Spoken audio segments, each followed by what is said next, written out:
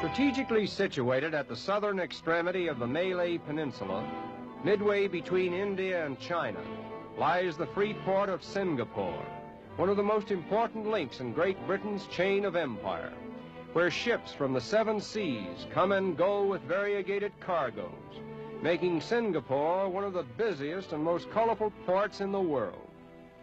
But behind all this modern activity, there is a primitive side to Singapore, reminding us somewhat of the waterways in ancient China, where manpower takes the place of motor power, and life goes slowly and serenely on its way. Day in and day out, cargoes of hemp, bamboo, rice, and countless other necessities of life are pushed back and forth along this waterway by human beings who render their calloused necks to a service that defies the benefits of modern invention.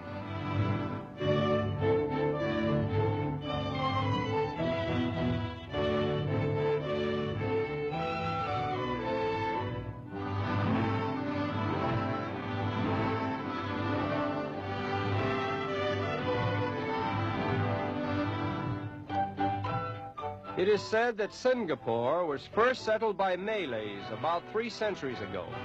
But as a port of any importance, its history begins in 1819, when the island was ceded by Johor to Great Britain through the instrumentality of Sir Stamford Raffles, whose name is perpetuated in connection with many of the local institutions. The present-day Singapore is a thriving city of more than 600,000 inhabitants, most of whom are Chinese, whose residences and places of business form the most colorful districts.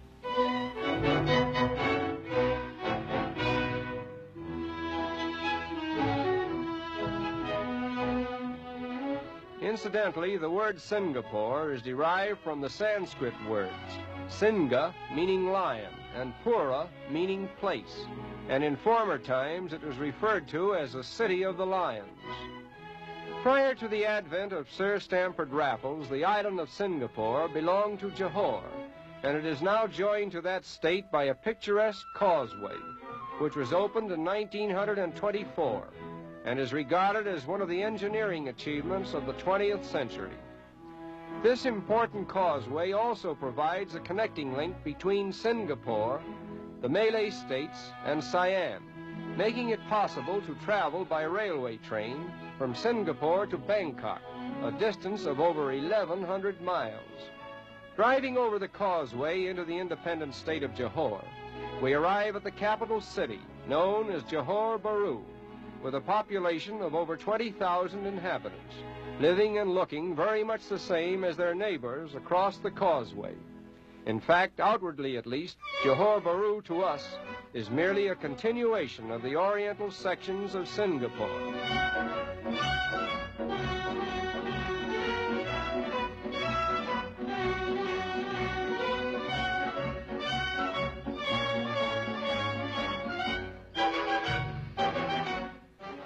Although the rickshaw is usually associated with the Orient, it is said to be an American invention, credited to a Connecticut missionary who found it to be a convenient means of transportation in the more congested areas of China.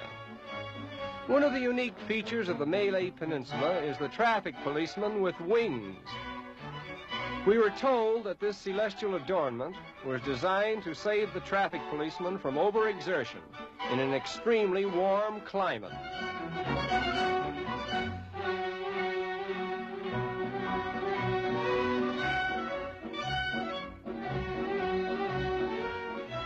Generally speaking, Johor Bahru is a quiet and well-ordered little city, abounding in picturesque vistas and colorful settings. The ruling sultan is regarded as a nonconformist, with broad and tolerant viewpoints on the standards of art and living within his progressive little state. The prevailing religion of Johor is Mohammedanism, and the cathedral mosque in which the sultan officiates is regarded as the most impressive of its kind in the Malay Peninsula. The Court of Justice is another example of imposing architecture, as well as a fitting counterpart of the Sultan's good taste in the conception of his state buildings.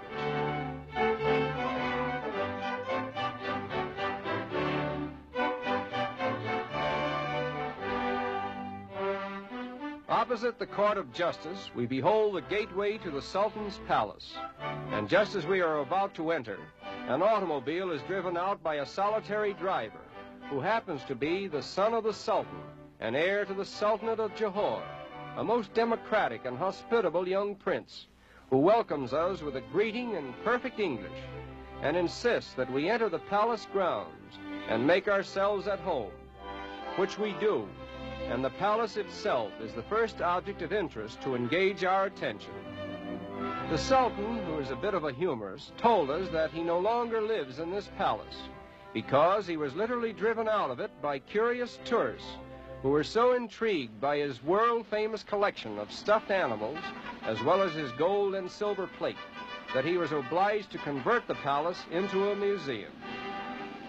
And here is His Highness, Sultan of the State and Territory of Johor, one of the most interesting personalities in Malaya, who prefers to be known simply as H.H. And now, while H.H. reviews his efficient little army, let us review his colorful career. At an early age, he was sent to Europe to be educated, and his education was by no means limited to scholastic institutions. His wild and extravagant parties are said to have been partly responsible for depleting the treasury of Johor. After his father's death, he returned to his inheritance, which was a broken-down state with a gloomy future. But he was an optimist then, as he is now. He borrowed $1 million and started the cultivation of rubber in Johor. The results proved so successful that Johor was eventually restored to its original status.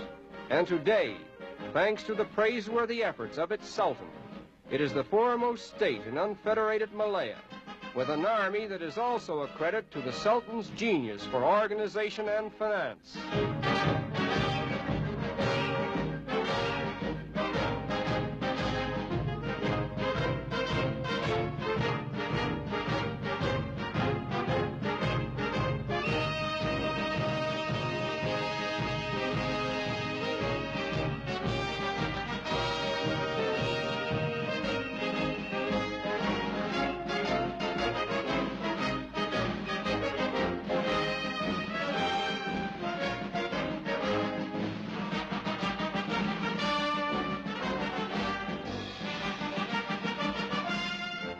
In his parting words, His Highness reveals a bit of his former self when he says, "Give my regards to Jeanette MacDonald and tell her she's still my favorite movie star."